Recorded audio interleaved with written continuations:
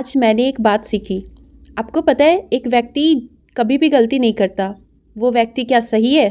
जी नहीं, वो व्यक्ति बिल्कुल भी सही नहीं है, क्योंकि जब हम कुछ नया करेंगे ना, जब तभी गलती करेंगे। और उस व्यक्ति ने कुछ भी नया करने की कोशिश नहीं की है, इसलिए वो गलती नहीं करता है।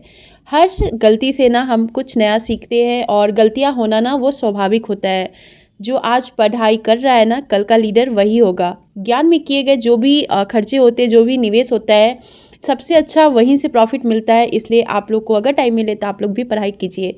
वो कहते हैं ना, 1000 मील सफलता की यात्रा की शुरुआत भी एक कदम से होती है। फिर बहुत सारी बातें हैं, जैसे बूंद बूंद करके घड़ा भरता है। तो वही करते रहिए और आज न कल सफल ज़रूर होइएगा, और उस समय आप अपनी जर्नी मेरे साथ शेयर कीजिएगा। Hello everyone, welcome back in my channel which is stay life with study. Stay life with study में आपका बहुत ही वेलकम है। आज का वीडियो भी बहुत खास होने रहा है, क्योंकि टाइटल और थंबनेल से आपको पता चल रहा है जीएस की स्ट्रेटजी। जी हाँ, जीके जीएस कैसे पढ़ाई करें ताकि अच्छे मार्क्स आए जीके जीएस सब्जेक्ट में, क्योंकि बहुत सारे ऐसे स्टूडेंट हैं जिनका जीके जीएस बहुत ही ज़्यादा वीक है। तो आज मैं वही आप लोगों के साथ डिस्कस कर रही हूँ कि क्या स्ट्रेटजी रहेगी। और मैं यहाँ पे आपके जो मार्क्स आ गए ना, जीके जीएस वाले मार्क्स आ गए हैं, तो मैं 6 to 8 और 9th का मेरा जो मार्क्स आया है वो मैं आपके साथ जीके जीएस का सारे मार्क्स नहीं, जीके जीएस का मैं मार्क्स से शेयर करूँगी। पता नहीं सबके मार्क्स कम हुए हैं या नहीं हुए हैं, मुझे नहीं पता। मेरे 1-2 मार्क्स मुझे लग रहे हैं कि जितने मेरे मार्क्स थे उससे भी कम हो गए। फिर मैं वीडियो देखी हूँ तो मोस्ट ऑफ द स्टूडेंट का यही है कि उनके मार्क्स कम हो गए। तो मैं तो किसी को देखी नहीं हूँ, लेकिन मैं अपना जब देखी हूँ तो मुझे लगा है कि मेरे हुए हैं। अब सामने वाला का हुआ है या नहीं हुआ, क्योंकि मैं खुद से नहीं देखी हूँ, तो मैं उस पर ट्रस्ट नहीं करती हूँ। तो देखो, मेरा जो 9th है ना, जीके जीएस में जो अभी फाइनल मार्क्स बन के आया है वो मेरा 27 है। एक डिलीटेड क्वेश्चन था 9th का, बट मेरे हिसाब से वो क्वेश्चन सही था, तो मैं 28 उसको मान के चल रही हूँ। 1-2 क्वेश्चन OMR फिल करने में गलती हो गई है, या फिर वो आयोग की तरफ से गलती है, मुझे नहीं पता, क्योंकि मैं OMR उतने अच्छे से चेक नहीं की हूँ। तो देखो, आप 40 मार्क्स का जीके जीएस का पोर्शन था, जिसमें मुझे आए हैं 27। जो आयोग की तरफ से आया है वो 27, और 13 मार्क्स नहीं आए।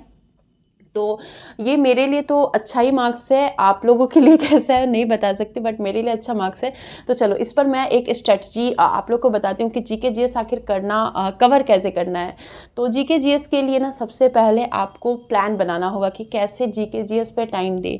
जीके जीएस वाले पोर्शन में 5 सब्जेक्ट होते हैं, जिसमें आपका मैथ होता है, साइंस होता है, INM होता है, इंडियन नेशनल मूवमेंट, और ज्योग्राफी होता है। और ज्योग्राफी में भी पूरी ज्योग्राफी नहीं होती है, वो आपकी इंडियन ज्योग्राफी होती है, वो होती है। उसके अलावा करेंट अफेयर होता है। तो करेंट अफेयर का आपको मैं बताती हूँ, किसी भी एक टीचर को फॉलो कर लीजिए। अगर आपके पास टाइम नहीं है तो आप उनके PDF, बहुत सारे टीचर हैं जिनका चैनल यूट्यूब पे है, यूट्यूब पे डेली लाइव क्लास करवाते हैं, वो अपना PDF अपलोड अपने टेलीग्राम चैनल पे करते हैं। तो आप वहाँ से डेली 10 क्वेश्चन लर्न कर सकते हैं। इसके लिए आपको कोई भी नोट्स बनाने की ज़रूरत नहीं है। मैं वैसे ही की थी TRE 3.0 में, तो मेरे करेंट जो है, मैक्सिमम करेंट के क्वेश्चन सही हुए थे। 1-2 तो ऐसे भी कन्फ्यूजन के कारण गलत ही हो जाते हैं, लेकिन मेरे मैक्सिमम करेंट के क्वेश्चन सही हुए थे। और जो मैं की थी TRE 3.0 के समय, वही मैं आपके साथ डिस्कस कर रही हूँ। ज़रूरी नहीं है ना कि यार जॉब हो गई, मतलब कि पास हो गई है, वो कट ऑफ में आ गई, वो सब ज़रूरी नहीं है। बस ये ज़रूरी है, मार्क्स इंपॉर्टेंट है। तो मुझे मेरे जो जीके जीएस वाले पर्सन है उसके मार्क्स सेटिस्फाइड लगे। और जो मैंने मिस्टेक भी की है ना, वो मेरा बहुत ही ज़्यादा माइनर मिस्टेक था। तो इसलिए मुझे अपने जीके जीएस वाले सब्जेक्ट पे थोड़ा सा कॉन्फिडेंट लेवल बढ़ गया है, लेकिन इसको मुझे ओवर कॉन्फिडेंट नहीं करना है। जीके जीएस की प्रैक्टिस मुझे करते रहनी है, और सब्जेक्ट जिसमें मेरे मार्क्स नहीं है, ना के बराबर है, उसमें मुझे बहुत ज़्यादा ही मेहनत करनी है। तो करेंट का आप लोगों को बता दी। मैथ का आप लोग को पता है कि प्रैक्टिस करते रहिए, प्रैक्टिस करने से ही होगा। और अगर आपका सब्जेक्ट मैथ है तो आपको भी फाउंडेशन कोर्स परचेज कर सकती है। अभी मैं कोई भी फाउंडेशन कोर्स मैथ के लिए नहीं परचेज की हूँ। कुछ टाइम के बाद जब मेरा साइंस पूरा कंप्लीट हो जाएगा, फिर मैं मैथ के लिए परचेज करूँगी, और मैथ पे फोकस करूँगी, मैथ पे मेहनत करूँगी। तो उससे मेरा मैथ हो जाएगा। साइंस में जब सब्जेक्ट पढ़ रही हूँ तो साइंस भी मेरा उधर से हो जाएगा। बचा 2 सब्जेक्ट में आपका आएगा ज्योग्राफी और INM। INM के लिए मैंने आपको बताया था कि एक बुक ले लीजिए, या तो आप क्राउन की बुक ले लीजिए, या फिर लुसेंट की बुक ले लीजिए, या फिर महेश बर्नवाल की बुक ले लीजिए, कोई भी एक बुक ले लीजिए और उसमें जो INM का पोर्शन है ना उसको अच्छे से लर्न कर जाइए। अगर बुक से भी समझ में नहीं आएगा तो टॉपिक उठाइए और टॉपिक को लेकर के आप बहुत ही अच्छे से मतलब सारे टॉपिक को पढ़िए, उसका PYQ सॉल्व कीजिए यूट्यूब से। यूट्यूब पे फ्री ऑफ कॉस्ट बहुत सारे चैनल है जो आपको बहुत ही अच्छा INM पढ़ा देंगे, तो आप वहाँ से कर सकती हैं। अगर आपके पास वो भी टाइम नहीं है तो फिर आप कोई भी एक अच्छा सा बैच परचेज कर लीजिए GK GS के लिए, जिसमें आपको INM ज्योग्राफी सब अच्छे से पढ़ाया जाए, तो आप उस बैच को परचेज कर सकती हैं। और जो भी सर पढ़ाते हैं ना बोर्ड PDF उसको नोट डाउन कीजिए और उसको लर्न करते रहिए और उसी एक को फॉलो कीजिए बहुत ही अच्छा हो जाएगा। उसके बाद बचा जो है वो इंडियन ज्योग्राफी के लिए या तो आप NCERT बुक फॉलो कर सकती हैं।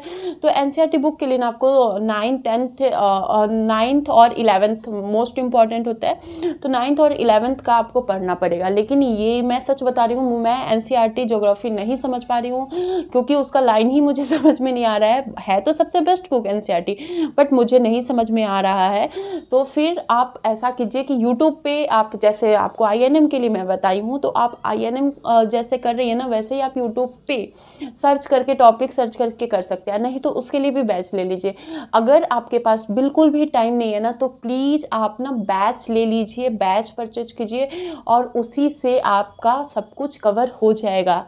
अब रही बात कौन सी बैच ले, तो सबसे जो ज़्यादा देखिए कि ये GK GS में ना अगर आपका सब्जेक्ट साइंस है, मैथ है, तो जो भी सोशल साइंस वाले सब्जेक्ट होते हैं उनमें से जो सबसे बेस्ट टीचर है, जैसे कि प्लेटफॉर्म ये टीचिंग परीक्षा है, फिर आपका क्या कहते हैं ऑफिसर एकेडमी है, ऑफिसर अड्डा है, बहुत सारे हैं, मतलब जो सोशल साइंस का बेस्ट प्लेटफॉर्म है, तो आप वहाँ से GK GS का पर्सनल, अगर GK GS का पोर्शन का ही बैच मिलेगा तो आप वही ले लीजिएगा। अगर नहीं मिलेगा तो फिर आप मतलब सब्जेक्ट वाले में जाइएगा, तो वहाँ GK GS तो ऑलरेडी हो ही जाता है, तो आप वहाँ से बैच लेके और वहाँ से पढ़ाई कर सकते हैं।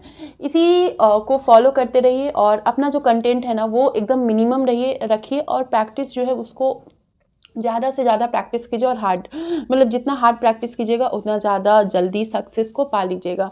और रही बात टाइम मैनेजमेंट की, तो मैं इसकी भी वीडियो लेकर के आऊँगी कि टाइम मैनेजमेंट कैसे करें।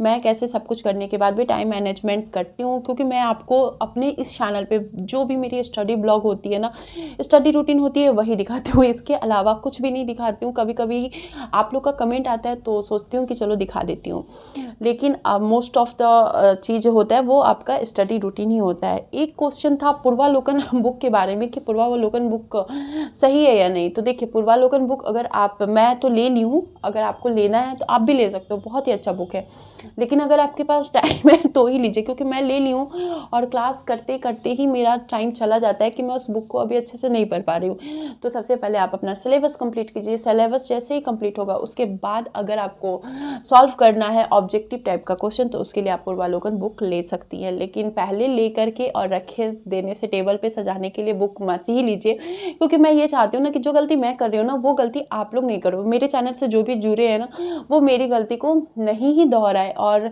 मैं ये फील क्यों कि मैं ना एग्जामिनेशन हॉल का जो प्रेशर है ना वो बहुत ज़्यादा हो गया था मेरा, मतलब कि मैं GK GS वाला पोर्शन ना बहुत ही अच्छे से कूल माइंड से बनाई थी, लेकिन जो साइंस वाला पोर्शन था ना उसको मैं क्वेश्चन देख के मैं बहुत ज़्यादा घबरा गई थी, पैनिक हो गई थी। अगर उस समय मैं 5 मिनट रेस्ट करती ना तो उसके बाद क्वेश्चन सॉल्व करती तो शायद जो माइनर मिस्टेक किए थे वो नहीं कर पाती। लेकिन वही कहते हैं ना कि जब जो होना होता है वही होता है। किसी ने कहा था कि सही वक्त में ही हर चीज़ होगा, तो हमें सही वक्त का इंतज़ार करना पड़ेगा। और रही बात मेरी मेहनत का, तो मेरी मेहनत तो आप लोग के साथ मैं अब शेयर करती हूँ, तो अब इसको बोलने की कोई भी ज़रूरत नहीं है, क्योंकि आप लोग का प्यारा प्यारा जो कमेंट आता है ना उसको देख के उसको पढ़ के मैं इतना ज़्यादा मोटिवेट हो जाती हूँ और हर दिन सोचती हूँ कि चलो आज भी एक स्टडी रूटीन ब्लॉग शेयर करूँ और आप लोगों को भी मोटिवेट करूँ ताकि आप लोग भी हमारे साथ पढ़ाई करें। फिर ये अपनी बेटी को जब कोचिंग क्लास छोड़ने गई थी वहाँ पे मैम ने बॉनफायर किया था, तो उसी को मैं आपके साथ क्लिप शेयर की हूँ। और अब जो वीडियो होगी ना रात में मैं जो पढ़ाई कर रही थी, तो ये जो वीडियो है 21 रात से शाम से स्टार्ट है और 22 आफ्टरनून तक का वीडियो है। रात में जो मैं पढ़ाई करती हूँ तो उससे क्या मुझे प्रॉब्लम ये हो रहे हैं ना कि बहुत ज़्यादा डार्क सर्कल हो रहा है, हेडेक टाइप का हो रहा है, तो मुझे ये समझ में नहीं नहीं आ रहा है। तो फिर अब मैं सोची हूँ कि फालतू का धीरे धीरे टाइम बनाने से बेस्टर यही है कि जो मैं अर्ली मॉर्निंग जग के पढ़ाई किया करती थी वही अर्ली मॉर्निंग जगूँ। हाँ, प्रॉब्लम ये होती है कि बेटी जग जाती तो बार बार उसको सुलाना पड़ता है, लेकिन अब उसको भी मैनेज करना पड़ेगा मुझे। और मैं अब जो रूटीन शेयर करूँगी वो अर्ली मॉर्निंग का ही रूटीन शेयर करूँगी, क्योंकि ऐसे समझ में नहीं आ रहा है कि कब मैं पढ़ाई कर रही हूँ, कब मैं लर्न कर रही हूँ, कब क्या है। मतलब खुद ही मैं एक जो अच्छे वाले स्टडी रूटीन में है वो मैं नहीं हो पा रही हूँ। तो इसीलिए मैं सोची हूँ कि आज ये ब्लॉग आपके साथ शेयर कर देती हूँ, कल मेरा कोई भी ब्लॉग नहीं आएगा क्योंकि कल जो आज मॉर्निंग से जो मैं पढ़ाई करूँगी और कल पूरे दिन पढ़ाई करूँगी उसको मैं नेक्स्ट डे यानी कि 24 को आप लोगों के साथ शेयर करूँगी। और एक दिन का मतलब कि ब्लॉग से आप लोग ब्रेक ले लीजिएगा, तब तक जो भी मैं जीके जीएस के बारे में आपको बताई हूँ ना, आप उस पर ज़रूर फोकस कीजिएगा। और जो मेरे मार्क्स वाले जीके जीएस का नंबर है वो भी तो आपको स्क्रीन पर दिख ही गए होंगे। तो अब मैं इसी तरह से आप भी पढ़ाई करते रहिए और मैं भी पढ़ाई करती रहूँगी। आज केमिस्ट्री में मैम बहुत ही अच्छे से समझा रही थी, जितने भी न्यूमेरिकल्स हैं ना बहुत ही अच्छे से पढ़ा रही थी। हाँ, थोड़ा सा मुझे कम समझ में आता है फिजिक्स केमिस्ट्री, लेकिन मैम बहुत ही अच्छा पढ़ाती है। और प्रैक्टिस करूँगी ना, 2-3 बार प्रैक्टिस करूँगी तो हो जाएगा। आप लोग बताइए ना कि आप लोगों के इधर ठंडी कितनी है। मेरे साइड ना काफ़ी ज़्यादा ठंडी है। और अभी ना मेरी बेटी का जो स्कूल है वो भी बंद हो गया। एक पेपर उसका मैथ्स का बचा हुआ था, लेकिन वो जब अब स्कूल ओपन होगा उसके बाद ही उसका मैथ्स का पेपर होगा। उस तब तक वो भी घर में है, तो पढ़ाई में थोड़ा सा डिस्टर्बेंस हो ही रहा है। बट इसी में मैं कर रही हूँ और आप लोगों के साथ भी शेयर कर रही हूँ। अगर जीवन में सफलता प्राप्त करनी है तो मेहनत पर विश्वास करें। किस्मत की आजमाइश तो जुए में ही होती है।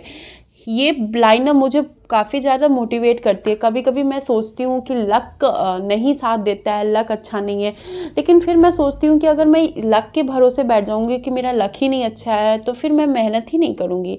तो सबसे पहले मुझे अपने लक को साइड में करना है और मेहनत करना है, क्योंकि जब पता है, और जो भी मैंने देखा भी है, बहुत सारे जो मोटिवेशनल स्पीकर होते हैं उन्होंने यही बोला है कि अगर आप किसी भी चीज़ में मेहनत करो ना तो एक ना एक दिन वो चीज़ आपको ज़रूर मिलती है। और शाहरुख खान का ये डायलॉग तो भी आपको याद होगा कि अगर किसी चीज़ को शिद्दत से पाने की कोशिश करो तो हर जर्रे उसे मिलाने की कोशिश करते। मतलब इसी टाइप का। मैं तो टीवी देखती हूँ, बहुत पुराना ये डायलॉग हो गया है तो मुझे एग्जैक्ट याद नहीं है, लेकिन हाँ इसका मतलब ही वही है। अब मिलूंगी किसी और स्टडी ब्लॉग में, तब तक लेटर, तब बाय, टेक केयर।